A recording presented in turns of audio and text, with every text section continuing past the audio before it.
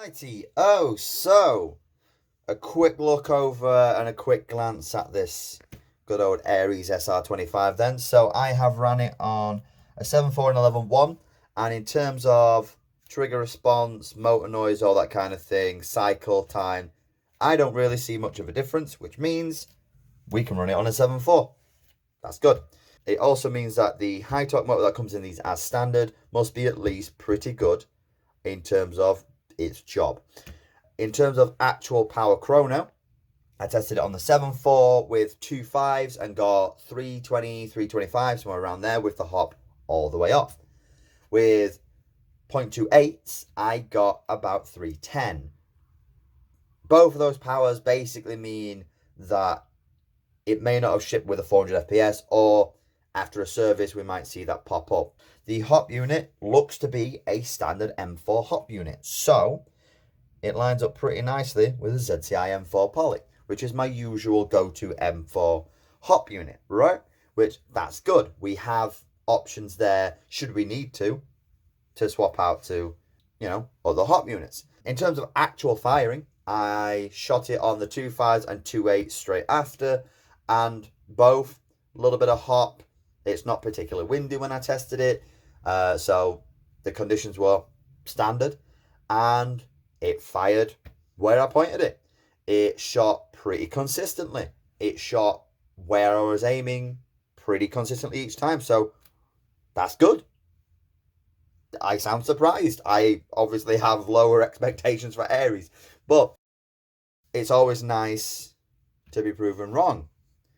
But we know we can make this better, right? It's just a standard service setup, and we'll see where it is.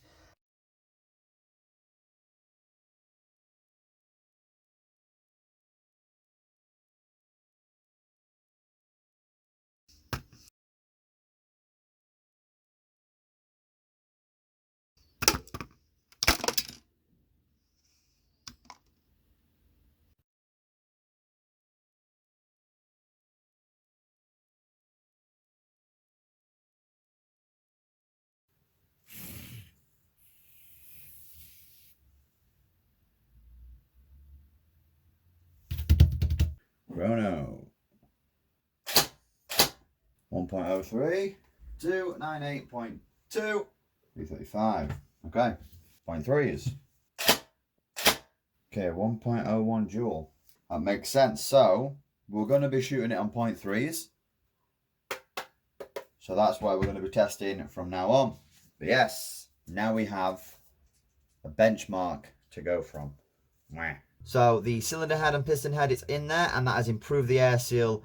It currently has the M130 spring in there, and the original motor is pulling that on a 7.4.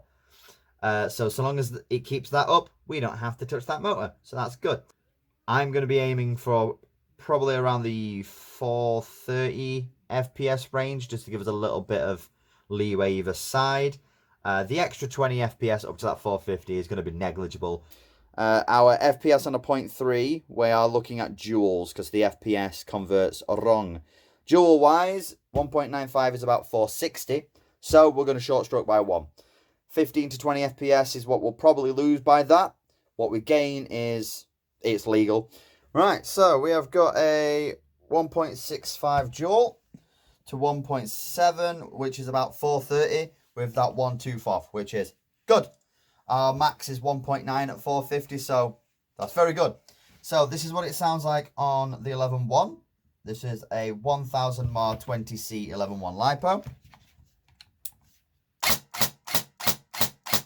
Right, and then we swap that to a 7.4 LiPo, which this one is a 2600 mAh 7.4 25C, right? You hear that? So that is the motor struggling to pull that on that power, right? Right here, so last thing I need to do before I can put this together and do the final testing. So I've changed the bevel and the spur gear to a G&G one. So as we see here, we have got a nice grub screw. So that will stop that from going. But if we need to unscrew that, that's an easy unscrew. So 11.1.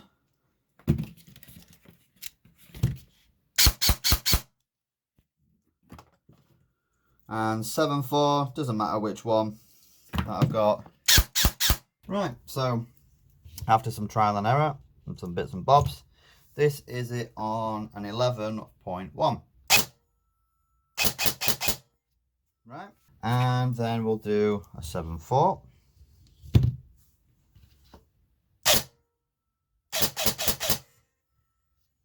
Different sounds. The 11.1 does cycle that a bit snappier, but it does cycle fine on a 7.4. A 9.9 might be a good middle point of that if you have one. Otherwise, 7.4 or 11.1, that's up to you. Right, so that gun is back with the customer. They're happy with it. I'm happy with it. I am pleasantly surprised with this particular Ares. If this is the standards they're moving up to, or at least showing what I see as foresight on a platform, that's great. So the main things are it can use an M4 hop rather than an SR25 hop. Instead of it sitting right at the front, it basically sits a bit further back. So it can, you know, have an SR25 mag. The internals is basically an M4 V2 gearbox. Still an Ares, so proprietary, but we take what we can get. And the ambidextrous for M4s are usually a fucking nightmare. This one, pleasant. It sat like it was a Fire Select. The Fire Select was, you know, it looks like it says safe and semi or fire or whatever. Doesn't say it's got auto, but it does have fully auto. The Fire Select looks like it can stop because they've got a little block on the left hand side, but it's got a cutout so the Fire Select can just move past it. So hence why I had to put the block on the other side so it couldn't be naughty. Again, that's just foresight on if you needed to flick it to fully auto to unjam it if it does that, because sometimes DMRs do that. You don't have to take the fucker apart. So, okay. So just making an M4 on the inside was a great move. The gearbox shell had machined holes on the underneath where the piston head and the cylinder head meet. I would assume this is another version of like radiusing. They didn't radius. I did. So with that, the radiusing, a little bit of short stroking and a cylinder head with an absorption pad on it, all these factors are going to help it not go kaboom. Or at least that's the hope. Because normally with an Ares gearbox, among with some other brands, if you put the slightest bit of stress on them, they go kaboom, right?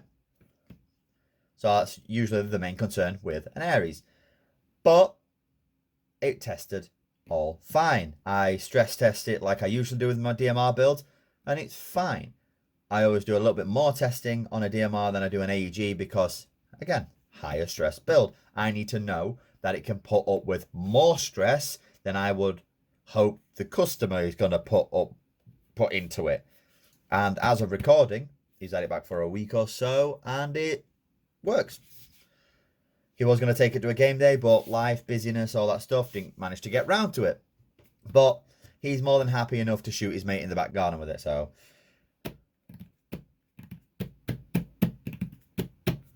good. There are improvements there. Well done, Ares. I'd prefer if it wasn't a proprietary gearbox, but again, we take what we can get with Ares. Yeah.